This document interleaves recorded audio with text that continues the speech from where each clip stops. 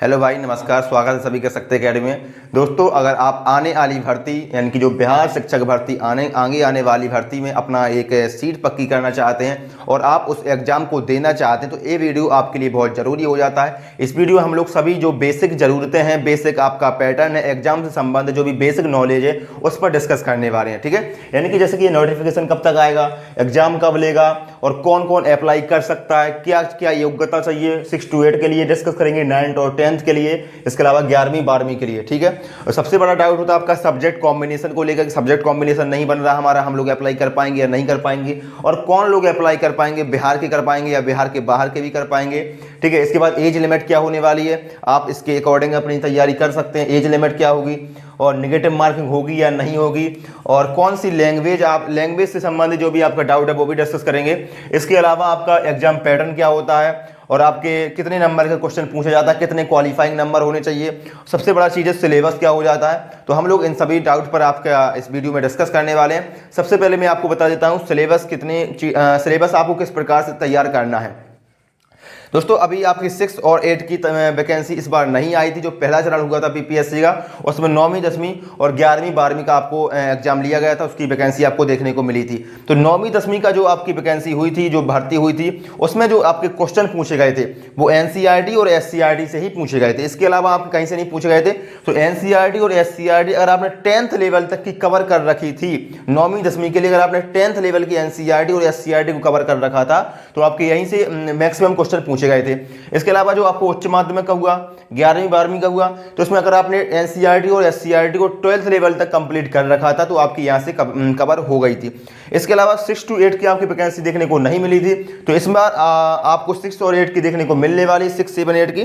तो इसमें आपको 8 से लेकर 10th तक की अगर आप एनसीईआरटी और एससीईआरटी कवर कर लेते हैं, और कैसे कवर करना है, कहां से कवर करना है, तो उसको मैं आपको बता देता हूं। तो भाई आप देख सकते हैं बीपीएससी टीआरई 2.0 के लिए किरण पब्लिकेशन की सारी किताबें आप सभी के लिए आ चुकी हैं। इसमें आपको हिंदी की प्रैक्टिस वर्क बुक मिल जाएगी जो कि एनसीईआरटी और एससीईआरटी के पाठ्यक्रम पर आधारित है, क्योंकि जो पेपर पूछा जाता है बीपीएससी का वो मैक्सिमम एनसीईआरटी और एससीईआरटी पर आधारित होता है। तो उसी के पाठ्यक्रम पर आधारित आपकी किताबों को भी लॉन्च किया गया। और सबसे बड़ी चीज कि इसमें आपके सॉल्व्ड पेपर भी दिए गए हैं 2023 के लिए। तो इसी प्रकार से आपको प्रैक्टिस बुक सभी प्रकार की मिल जाएगी। सामान्य अध्ययन मिल जाएगा, गणित मिल जाएगा, इसके अलावा संस्कृत आपको मिल जाएगा, सामाजिक विज्ञान मिल जाएगा और विज्ञान भी मिल जाएगा, उर्दू मिल जाएगा। इसके अलावा सामाजिक विज्ञान की गाइड आपको मिल जाएगी, चैप्टर वाइज एमसीक्यू भी दिए गए हैं, और इतिहास, भूगोल, नागरिक शास्त्र, अर्थव्यवस्था सब प्रकार के दिए गए हैं इसमें।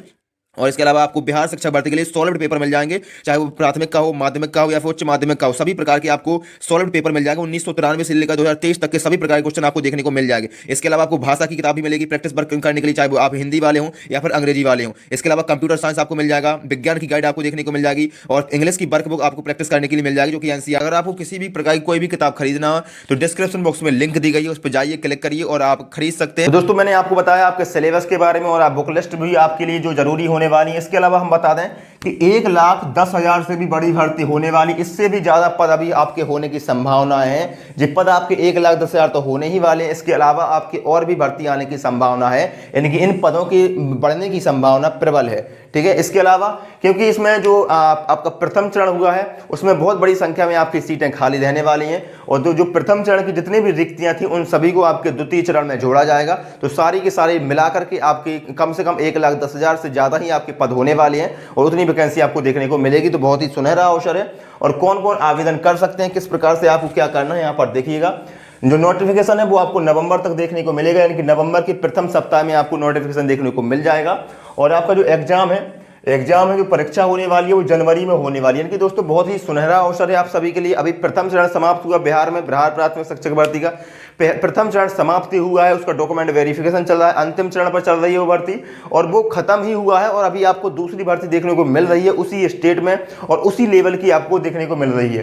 ठीक है, तो बहुत अच्छा अवसर है। जो लोग इस बार नहीं हो पाए थे किसी भी कारणवश, तो ये अवसर आप अपने हाथ से जाने मत देना। और इसमें कौन कौन सी वैकेंसी आने वाली है, 1 to 5 के लिए कितने आने वाली हैं, नहीं आने वाली हैं, तो इस पर हम लोग डिस्कस करेंगे।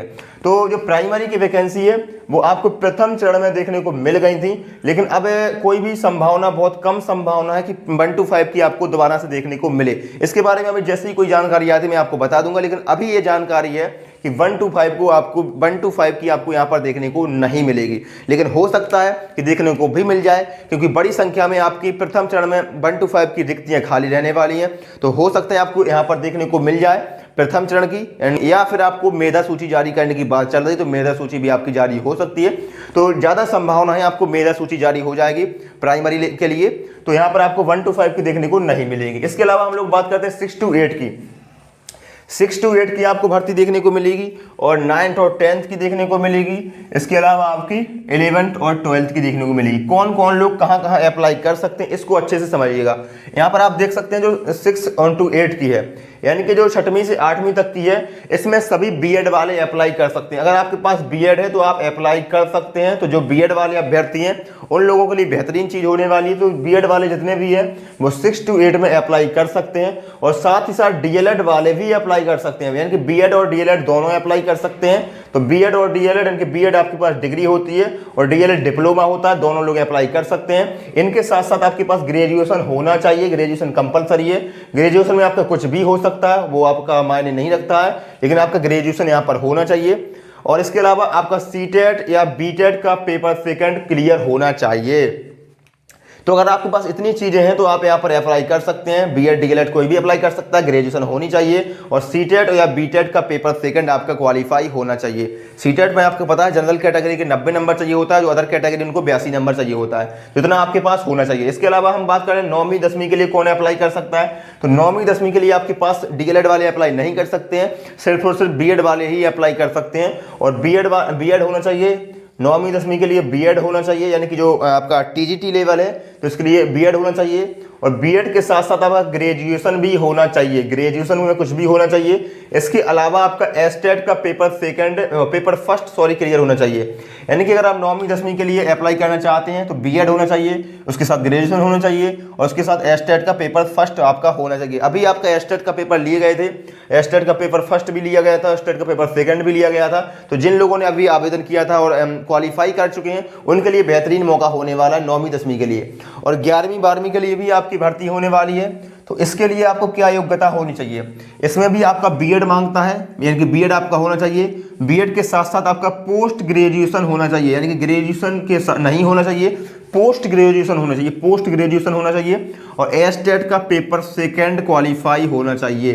ठीक है, तो मैंने आपको बता दिया कि 6 to 8 में कौन अप्लाई कर सकता है, 9 10th में कौन अप्लाई कर सकता है और 11 और 12th में कौन अप्लाई कर सकता है। अगर आपके पास इतनी चीज़ें हैं तो आप लोग अप्लाई कर सकते हैं। अब आपका सबसे बड़ा डाउट होगा कि 6 to 8 में कौन कौन लोग अप्लाई कर सकते हैं। तो बिहार के लोग भी अप्लाई कर सकते हैं और बिहार के बाहर के लोग भी अप्लाई कर सकते हैं, अदर स्टेट के लोग भी अप्लाई कर सकते हैं।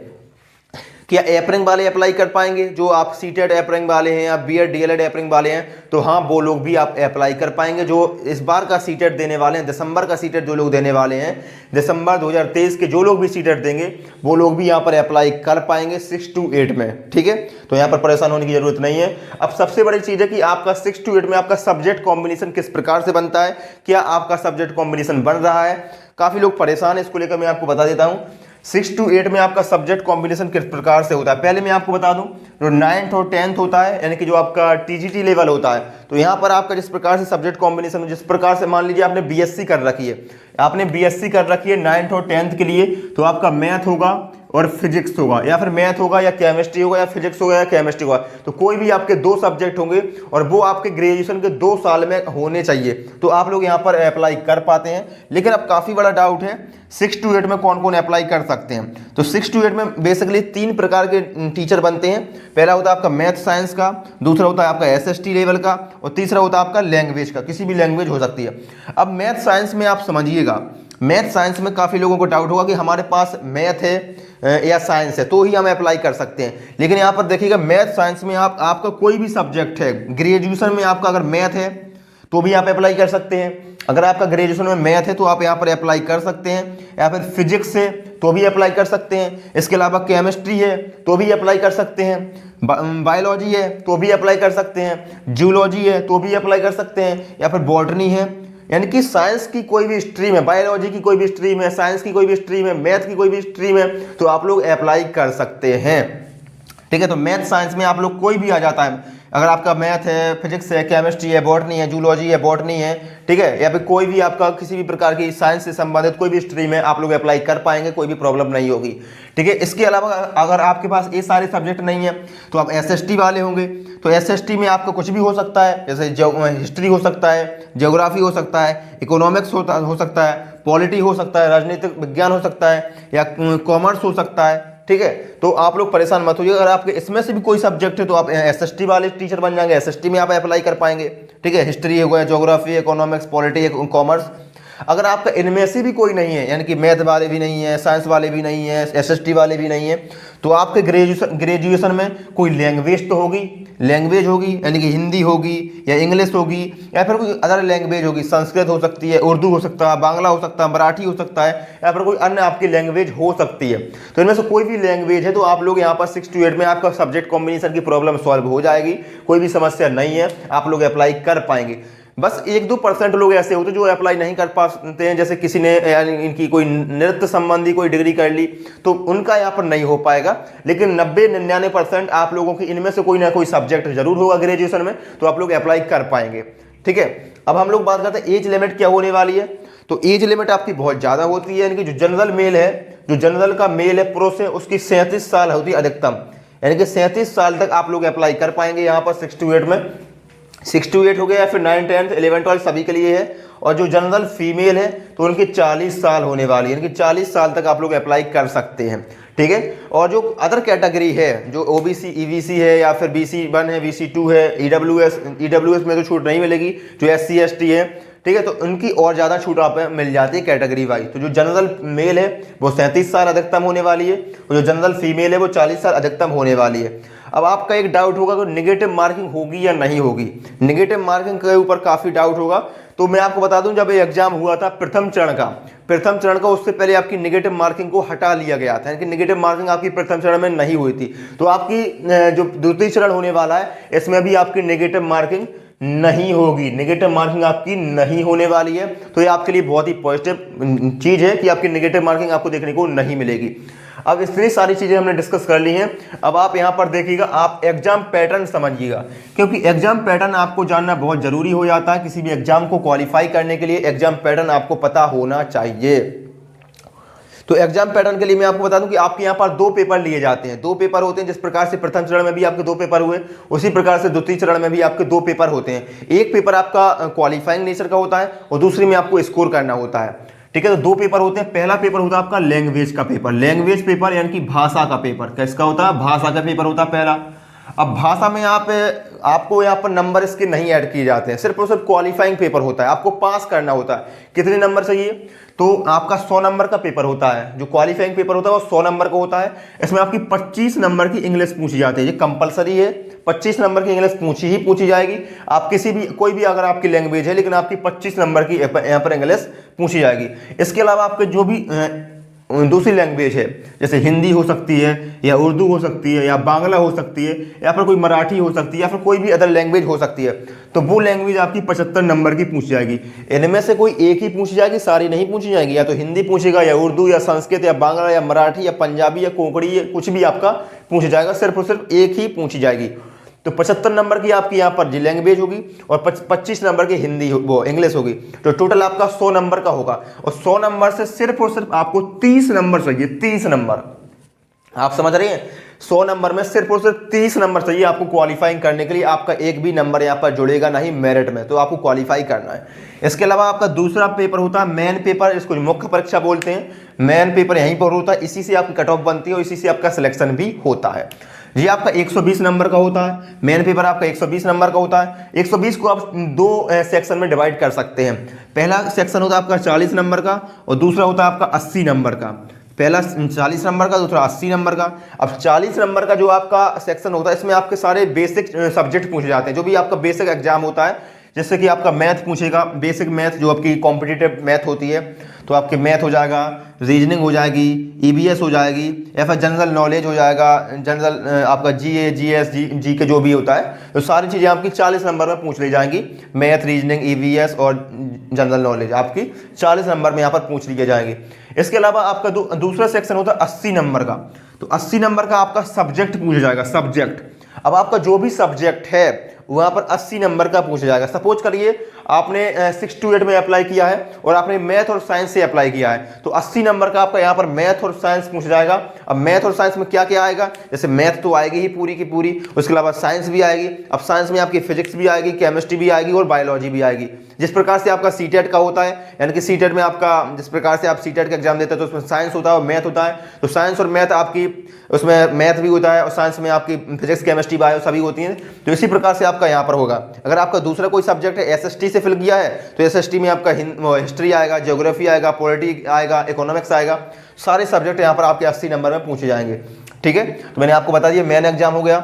इसके अलावा सिलेबस के बारे में मैंने आपको बता ही दिया है। तो जितने भी आपके सारे डाउट थे मैंने आपको बता दिए हैं। और इसके अलावा भी अगर आपको कोई क्वेश्चन है, कोई सवाल है, बिहार शिक्षक भर्ती की नई भर्ती से संबंधित कोई भी आपका सवाल है तो आप मुझे कमेंट कर सकते हैं। अगर टेलीग्राम और इंस्टाग्राम पर अभी तक आप लोग नहीं जुड़े हैं तो टेलीग्राम और इंस्टाग्राम दोनों की लिंक आपको डिस्क्रिप्शन में मिल जाएगी, वहां पर जरूर जुड़ जाना। कोई भी न्यूज आती है मैं वहां पर आपको सबसे पहले दे देता हूं और ये वीडियो आपके लिए बहुत इन्फॉर्मेटिव होगा। सारी की सारी चीजें जो बेसिक चीजें हैं, काफी आपके डाउट थे, आपको पता नहीं था, मैंने आपको बता दिया है। तो इसको आपको पसंद आया तो वीडियो को लाइक करिएगा, चैनल पर पहली बार चैनल को सब्सक्राइब करिएगा और टेलीग्राम और इंस्टाग्राम दोनों की लिंक डिस्क्रिप्शन में मिल जाएगी, जुड़ जाइएगा। हम लोग मिलते हैं अगले वीडियो में, तब तक के लिए धन्यवाद, ध्यान रखिए।